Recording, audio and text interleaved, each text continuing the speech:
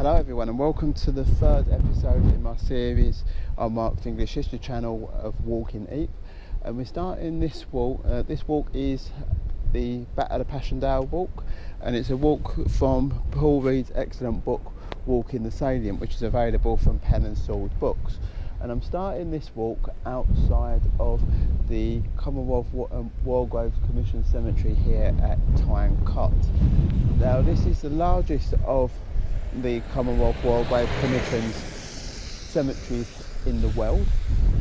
We'll go into some statistics about it later, but it's situated on the Brunnen side of the ridge, and this is a ridge that was fought over and captured by Australian forces as part of the Third Battle of Ypres in 1917, often known as the Battle of Passchendaele.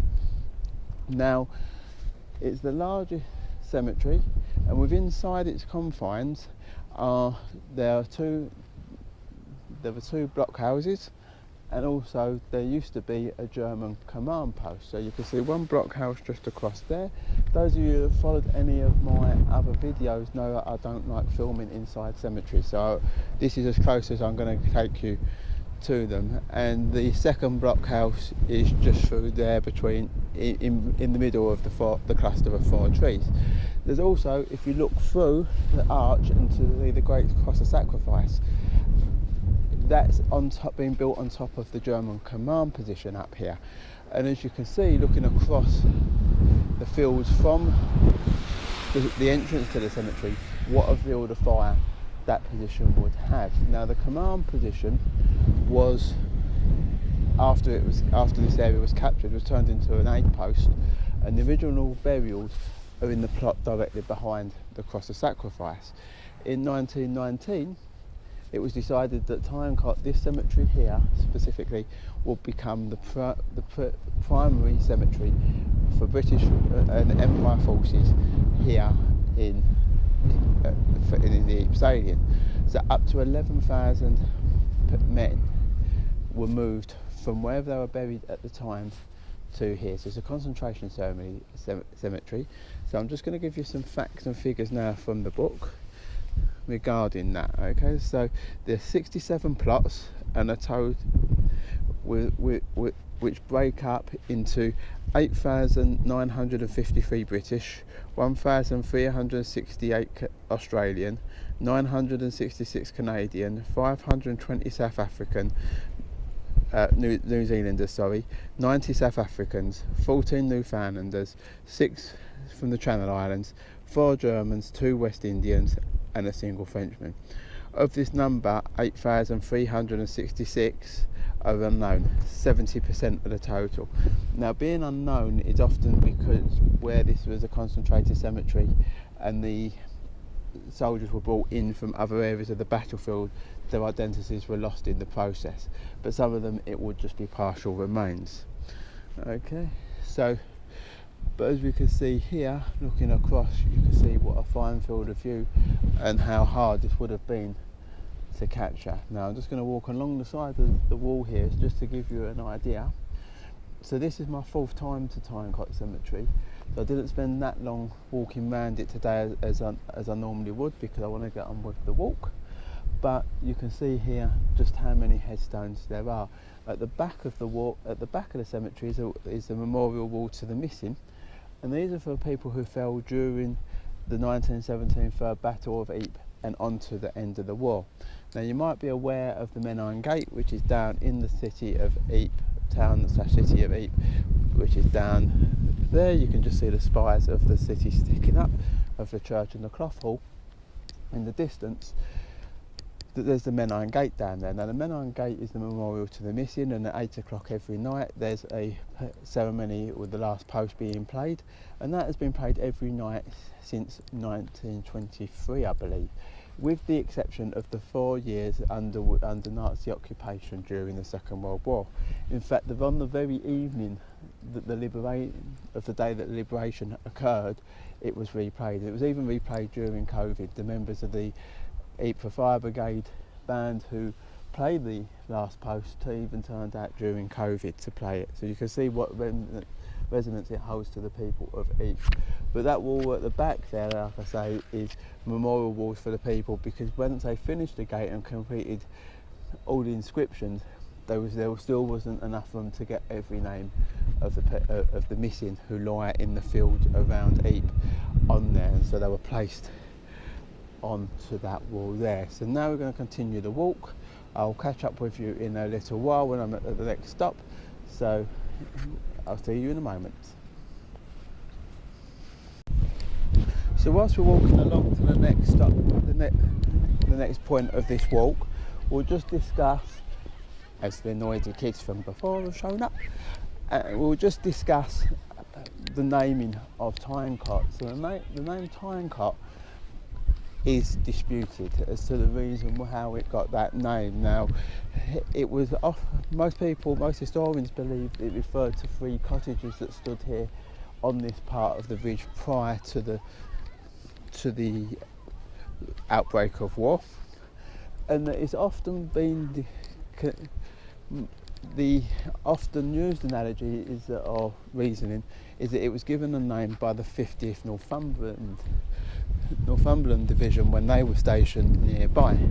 However, if you was to look at the map, look at trench maps, you'll find that the actual name listed as Tyne Cott appeared on these maps prior to the Northumberland Division actually being here. So we're not quite sure as to how the name came about. Also, within the cemetery, I forgot to mention earlier when we were talking about the statistics, there are 3 Victoria Cross holders buried within that cemetery. But as we come along here again, you get another look down there, you can see the sort of rolling nature of the land in this part of Flanders, and although not particularly high, certainly not in comparison to areas on the Somme or places like that, you can still see just how little elevation gained is needed to still hold a dominant position in this type of terrain. So when we were situated up there back at the cemetery, you can see there why that position was such a hard fought over place to take. Now we're heading down the road, and I will catch up at the next stop. Down the slope from Tyne Cott Cemetery, still along the Brunnen side of the ridge, but as it slopes down into this valley here, and this is the area that's known on trench maps, or listed as trench maps, as marsh bottom and waterfields. And along at the base of the valley, just before it starts sloping up to the farm buildings opposite us, is the Ravebeck, little river called the Ravebeck. And in Paul's book, he's given us a description from a Private Donald Fraser of a Canadian Machine Gun Corps. Canadians took over the position here on the Brunnen side of the ridge for the final assault on the village of Passchendaele, which you can see in front of us, in October 1917, and he described what he saw in the countryside here. So the countryside was bare and open and looked as if it had been fought over recently.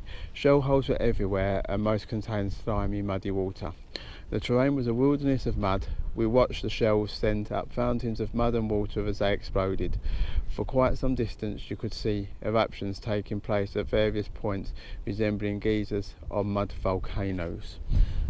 And Paul also states that if you look on the maps of this area, the trench maps of this area, there's actually very little showing on it, and instead what protection the troops did have was basically interconnecting shell holes and using the debris of the battlefield, the destruction of the battlefield, the terrain of the battlefield, for protection, which meant that supplies and food, rations, ammunition could only be brought up during hours of darkness, and this is represented in the Canadian film Passchendaele, the final battle scene. Probably realistically the only part of the film actually worth watching. It's not very good in my opinion.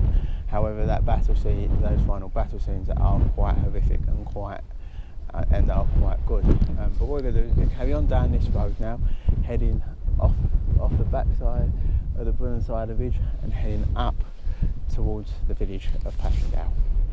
Further along the road, this one the Maybeck River, and there's a little sign up here giving some more information about what occurred here. And it said that when veterans returned, they didn't recognise the place because this area was just a sea of mud where both machine guns and men drowned.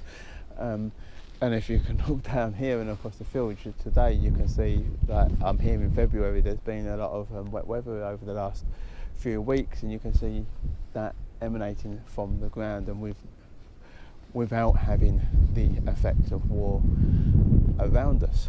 And to actually clear a way to attack Passchendaele, they needed to take this area, and so what they did was they launched attacks on the two ridges of high ground that run across either side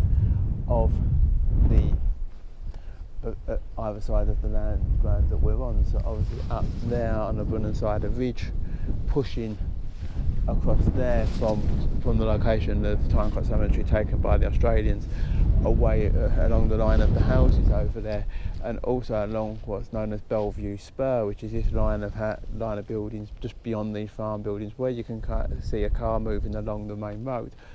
And so that was the area of the land that was where the attacks were driven in, right, and not really to try to capture and take the land, take this valley, but from further up by outflanking the positions down here, because this was just such a nightmare to move through. And if you look down into the farm field, especially that secondary field, if you follow the line of your finger, you move through the grass field and you see come to a brown, recently looking ploughed field in the distance. It's a little bit hard to see from this far off, especially on the camera, but you can see pockets of water just lying there on that field. Just shows you just how boggy this area would become. Back along the Ravbeek Valley and the Bellevue Spur, I just want to tell you another story that I've come across in Paul's book, and that's the story of a father and son. So we quite often hear stories, obviously, about brothers, about numerous brothers from the same family dying or serving and dying fighting together. Very rarely do we hear the father-son story, but this one does occur, and let me just have a look.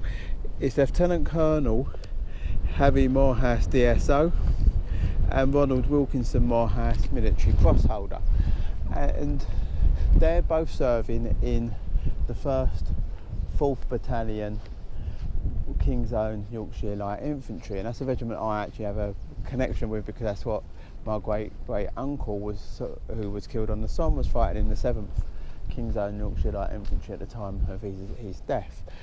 Now the son Ronald was fighting with his platoon up on the Bellevue Ridge, somewhere along the Bellevue Ridge area, when he was killed.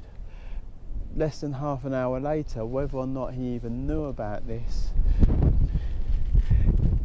his father Henry was leaving his headquarters when he was shot and killed by a stray bullet. Unfortunately, neither of their bodies were ever recovered, and they are also listed on the memorial to the missing up at the Tyne Cott Cemetery, just beyond the farm buildings to over there. So we're going to carry on up this road and advance further along the Passchendaele Ridge. Up the road a bit further, and we're level with that field that I was pointing out earlier. You can see just how waterlogged and muddy it gets after a few consistent days of fairly heavy rain. Now, when the battle commenced in August, the heavens opened almost as the battle itself commenced, and it, depending upon which accounts you read, it didn't really stop raining until well past the culmination of the battle and the time that the attacks were eventually called off. So you could understand how, even without the impact of war, several prolonged weeks of wet weather would turn this land into this ground into a sodden mess. Adding to that then the effects of the shell fire, and you can see why it became such an awful place to be. Further up the slope from along the Ravenbeck Valley, and we're now at this small little T-junction here, and along this track, this road that leads up to the main road that's running along Bellevue Spur, halfway along was an area known as Ducks Lodge and Snipe Hit Hall. And here was an area that on the 30th of October 1917, the Canadian Princess Patricia's Canadian Light Infantry attacked across this area, resulting in the loss of 21 officers and 343 other ranks, of whom 150 were killed. The battalion numbered 25 officers and 600 men that morning, so you're looking at almost losses of 50% on the attack on the positions that were just along this road. I think, but by the description, that there maybe just around the bend after that bit, just as around that bend, maybe somewhere like that, from the description in the book. But we're going to continue up as we move up towards the position known as Crest Farm. Come up to the Canadian Memorial here, placed on top of the ridge. You've got Passchendaele village just beyond us over there, and as we move around towards the monument, this is the standard monument for Canadian actions in the First World War. You'll see two others on the Western Front vastly significant to this. One is the Canadian National Monument at Vimy Ridge, the large white dual towers, and the other one being the brooding soldier here on the Salient down at Vancouver Corner, the area where the Canadians fought off the Germans in the Second Battle of Ypres that involved the gas attack, the first gas attack. But as you come up here, you can see the citation, the flash of thunder went off in the distance. The Canadian Corps in October-November 1917 advanced across this valley, then a treacherous morass, and captured and held the Passchendaele Ridge. Now the location of the monument here was cited because this is the location of a position at the time known as Crest Farm. So, and what I'm going to do is I've got a little bit of a passage to read from the book, but what I'll do is there's a little bench over there sheltered in the bushes, which hopefully will give us some form of protection. But just up here you do have a little bit of an idea of location. So from where we are standing at Crest Farm, Ypres is directly across to there, and St Julien, where we was at, was where I've also done another video on the gas attack, is across there in that direction. But if we move down, I've got a little information board I can read from, and then I'll read you a passage from the book, like I say, in the shelter of the hedgerow there, as it's quite windy up here, to say the least, at this moment in time. So we'll just come over to here. So the inscription about the Third Battle of Ypres, or often known as the Battle of Passchendaele. So faced with an experienced enemy entrenched in the dominating positions, Canadians fought with extraordinary courage and determination under intense fire to capture the Passchendaele Ridge. Advancing in horrific conditions through mud that was often waist deep, the Canadian Corps suffered approximately 16,000 casualties during this assault, an immense cost that testifies to nearly impossible objective set by the British High Command. 9 Canadian soldiers were awarded the Victoria Cross for outstanding valour, and more than in any other battle in the history of Canada. So like I said, we're just going to move down to here just so we can have a look at this passage from the book.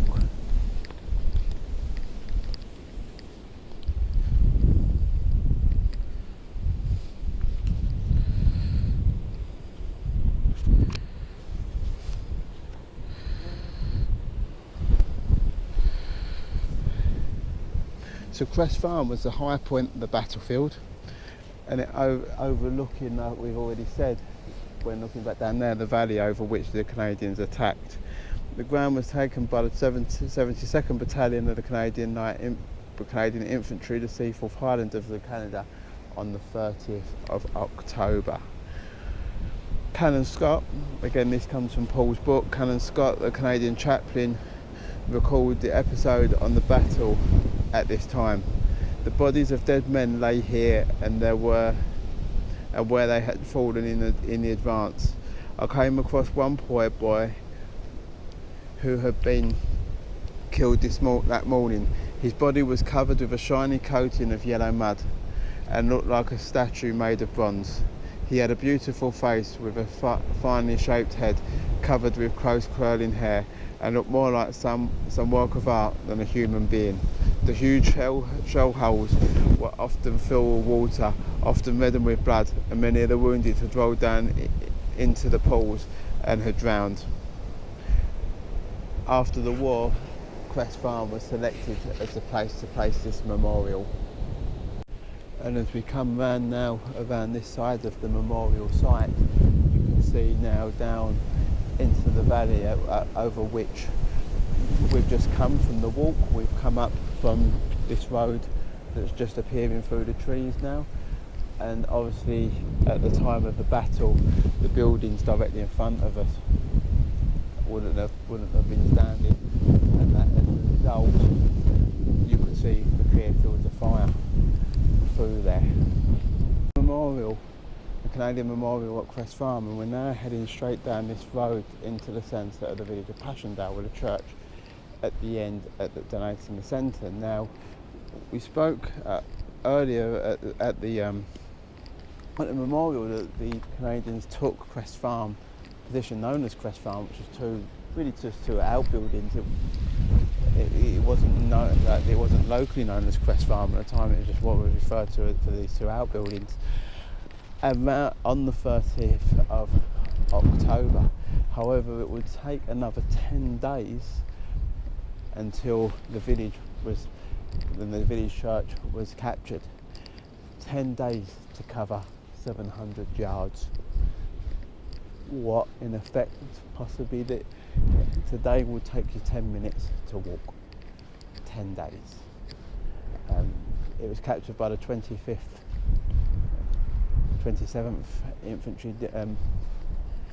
Infantry Battalion, Canadian Infantry Battalion. But yes, 10 days to cover to go from there to there. The resistance here was fierce. Crest Farm, we've come up through the village of Passchendaele and up into New Passchendaele Cemetery, and I'm talking from the gatehouse. I'm breaking my own rule about talking inside the cemetery, but as you can see, the heavens have absolutely opened up here now.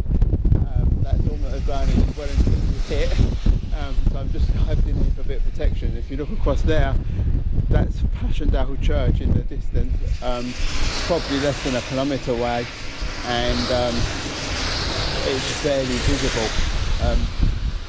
So we're just going to have a look through here and out here quickly. It does seem to have eased momentarily, and a nice bit of sky's coming, so I think I might just give it a hold up here for a little bit. But this is Passchendaele New Cemetery, concentration cemetery, so there wasn't any battlefield cemetery here at the time of the battle. These have all come in later from the fields over which we walked earlier today, so I'm just going to have a walk around here now that the skies are clearing slightly. Off a little bit, come outside the cemetery. I had a little walk around inside, but like normal I don't film in there, other than in emergency situations to get out of the rain. But I've come out, I'll give you some statistics about this cemetery. So, like I said earlier, it was a concentration cemetery, so there was no real battlefield burial site up here on this part of the ridge at the time of the battle. However, since then it was made a concentration cemetery and post-war. And of the burials, 1,019 are British, 646 are Canadian, 292 Australians, 126 New Zealanders, 4 from the Channel Islands, 3 South Africans and 1 Newfoundlander. Of these, 1,602 are unknown, some 75%. Okay, and just as a side note, outside of Tyne, Cott and the Lin's Hook base depot cemetery, this is the third largest groupings of Canadian casualties on the Ypres Salient. And the men buried here come from a wide selection of Canadian society. If we look out across the road here, this road is the road that leads along the Bellevue Ridge. So what I'll do is I'll just keep the camera rolling as we make our way back down into Passchendaele. You can now see the church that was momentarily obscured during the storm a while ago, as we move back towards the village of Passchendaele. The village of Passchendaele has been completely rebuilt since the war, and there's very little to show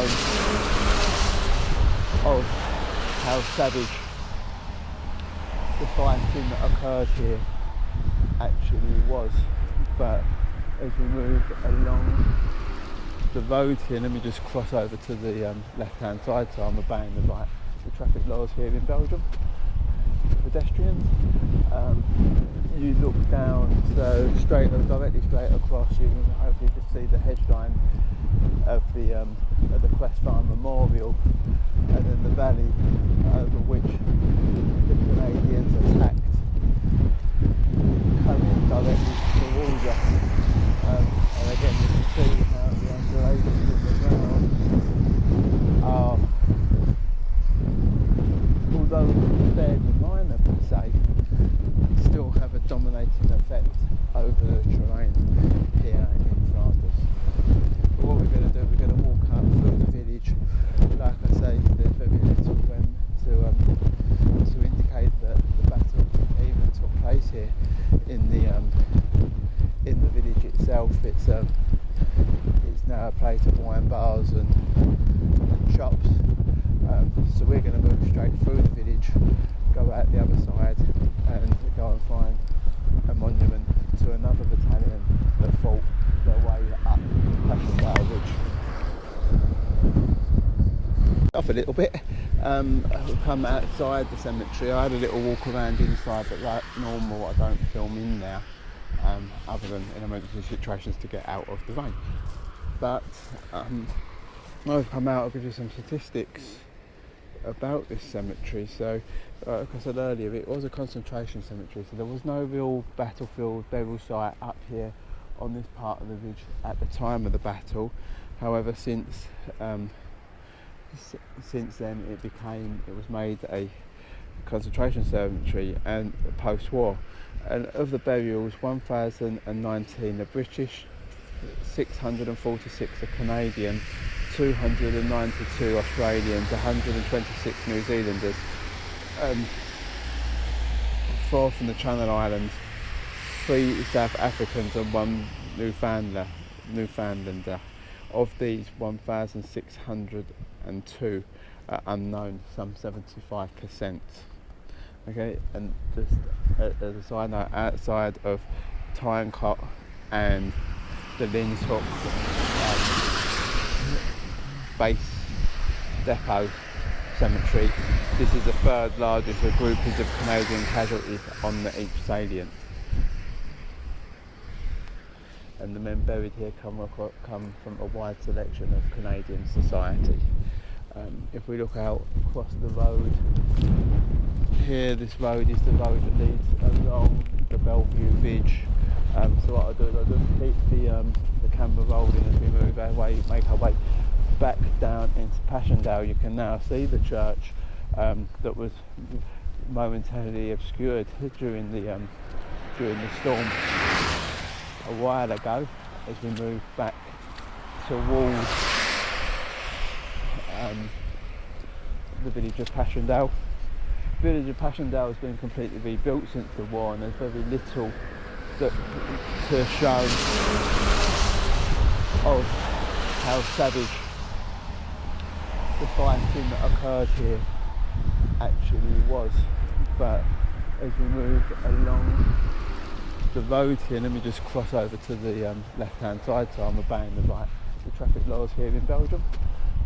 Pedestrians, you look down, so directly straight across, you can hopefully just see the hedge line of the Crest Farm memorial, and then the valley over which the Canadians attacked, coming directly towards us. And again, you can see how the undulations in the ground are, although fairly minor per se, still have a dominating effect over the terrain here in Flanders. But what we're going to do, we're going to walk up through the village. Like I say, there's very little to indicate that the battle even took place here in the village itself. It's now a place of wine bars and shops. So we're going to move straight through the village, go out the other side, and go and find a monument to another battalion that fought their way up Passchendaele Ridge. Out of the village of Passchendaele, and we're walking up now to a monument to the 85th Canadian Battalion and Nova Scotia Highlanders. As you look around, you can see here just the edges of the residential area and then the modern industrial building, and that just gives you an example of how the town of Ypres over the last 100 years has expanded, so that places like the battlefield here at Passchendaele, which is about 8 kilometres from the town of Ypres, is being engulfed within the modern industrial areas of Ypres, similar to the Yorkshire Trench earlier, which it does make you wonder how long these memorials will be standing, not standing in total, but in their isolation, in the fields over which the bodies of the men of the regiments may still lie. Now, there's a counterpoint to that, is that with any building work that occurs on the battlefield, more bodies are recovered, some identified, some obviously not,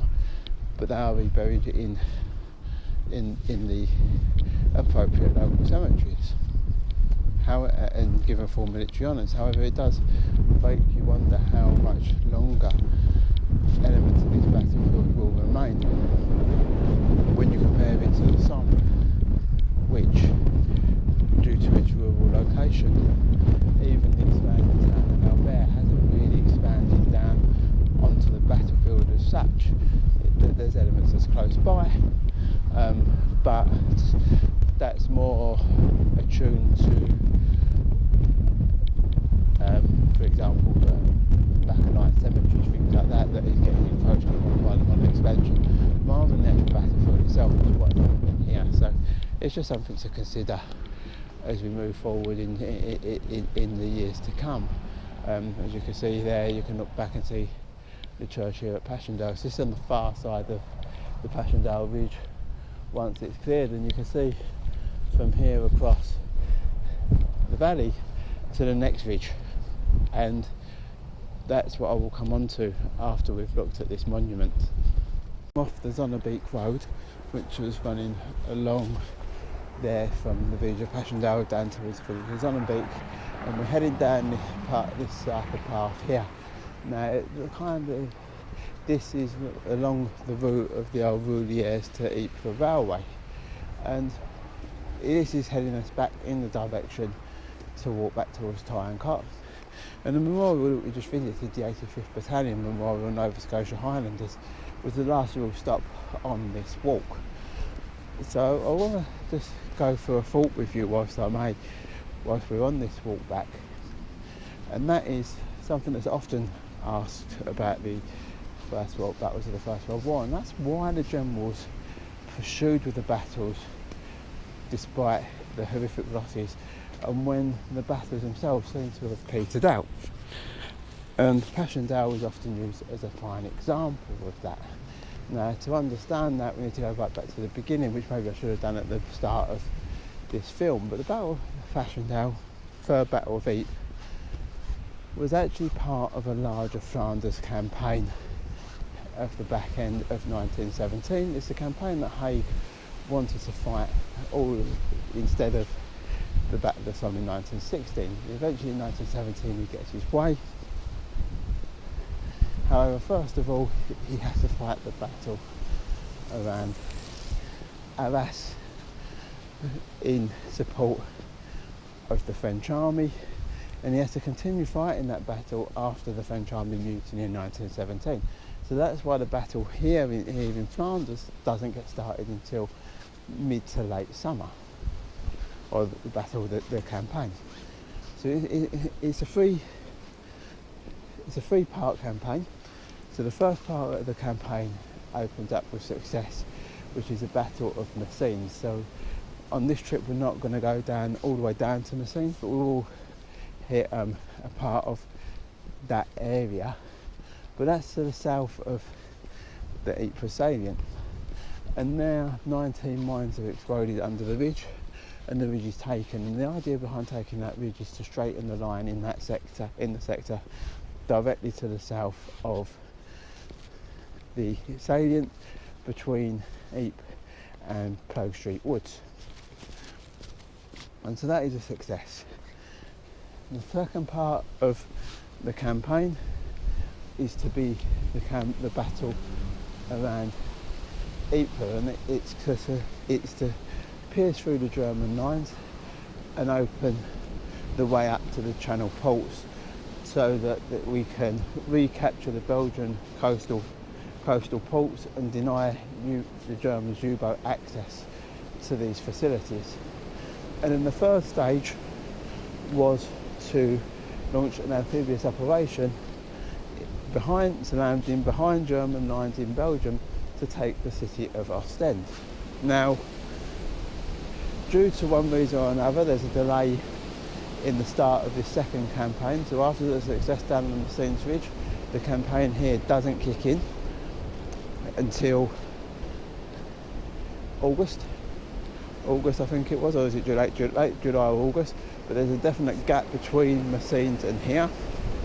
And what happens then is that this attack here bogs down. So even before you get to the final assaults in the late October and November, the idea of landing the amphibious force down on the coast at Ostend has already been cancelled. It's already the tactical plan has already fallen apart at this stage. So then why do they continue? Well, to truly understand that, and if you just bear with me whilst I just show you here, you've got the remains of the railway track that I was discussing a moment ago. We have to consider the battles of the First World War, especially around this area here in Flanders, as a battle for landscape. So I really first started getting into landscape as both a historical source and from an archaeological perspective whilst I was studying my master's degree in medieval history, actually. And I was studying my tutor for my dissertation on Anglo-Saxon fortified settlements, was very into landscape as a source, and so a big part of my dissertation was focused upon how the fortified settlements of Alfred the Great and his successors were able to control landscape. And I was mainly looking at the time what sort of landscape we had in the Saxon period. Rivers, rudimentary roads, remains of the Roman roads, etc. Now fast forward 1,000 years and we get to the First World War, but if we start looking at it from a perspective of landscape, what are we looking at? Well, we're looking at the dominating position of the roads, of these ridges, as we've seen by walking the landscape today. And so what you've got to think of is you've asked these men to assault the ridgeline, and they've battled their way up first of all the Brunswick Ridge, which is where Tyne Cott Cemetery is, which is what we're just now reapproaching as we come up to the road here. And then you ask them to attack again a second time onto the Passchendaele Ridge. Now, once you start that assault onto the Passchendaele Ridge, you have to see it through, because what you would otherwise, what are you asking your men to do? You're asking them to retreat over the lands that they have fought and contested so bitterly, and also what their comrades have fought and contested and died for. Their friends that are lying in the ground here.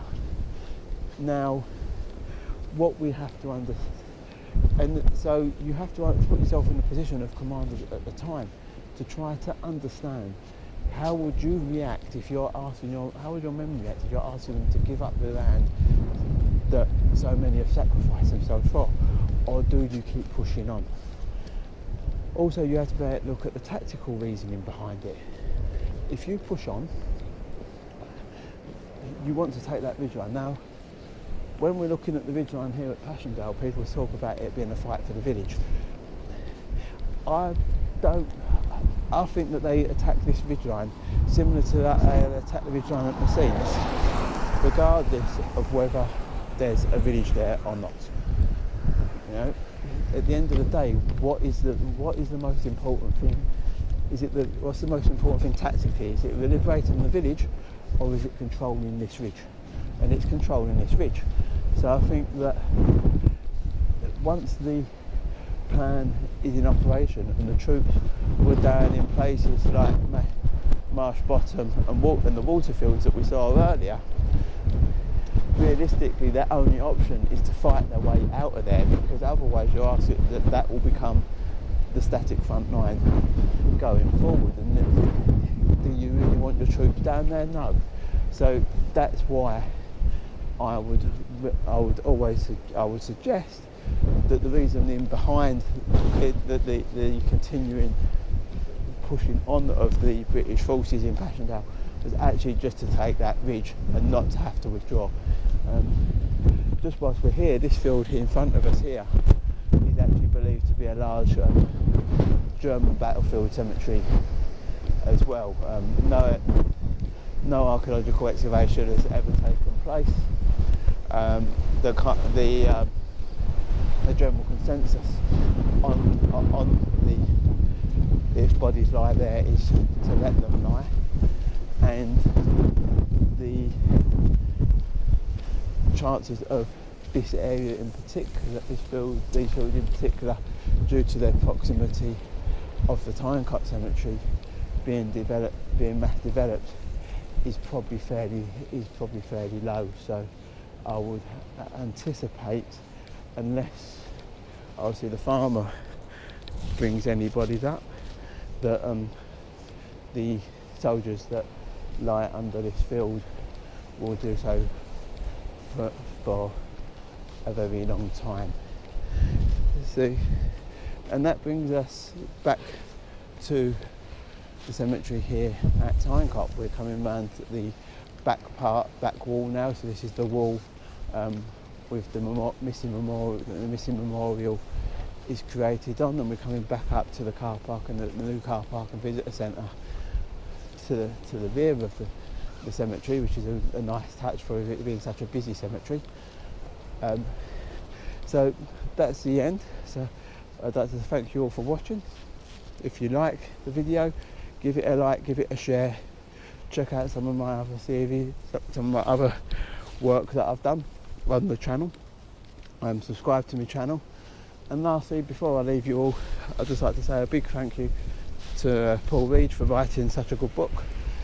Both this one, his book on the Somme, and the book on Arras. I haven't got the Arras one yet. I haven't been on the Arras front enough to yet. That's the next on my list. He also does one on, he's one on D-Day as well, in Normandy. So fantastic books, and I really hope you enjoyed the walk, and something I would recommend everyone doing if you come to battlefield locations such as Ypres or the Somme or Normandy or anywhere is get yourself out the books, leave your boots at home, not leave your boots at home, get yourself out the books, use your car as a means of transport to take you to places, but then leave it behind. Leave it in a car park, put your boots on, go and walk the land, because by walking the land and the landscape you'll get a greater appreciation of the areas that were fought over, why they were fought over, the terrain and the conditions that they were fought over, and it will vastly enhance your experience exploring these places. So thank you for watching, and hope to see you soon. Bye bye.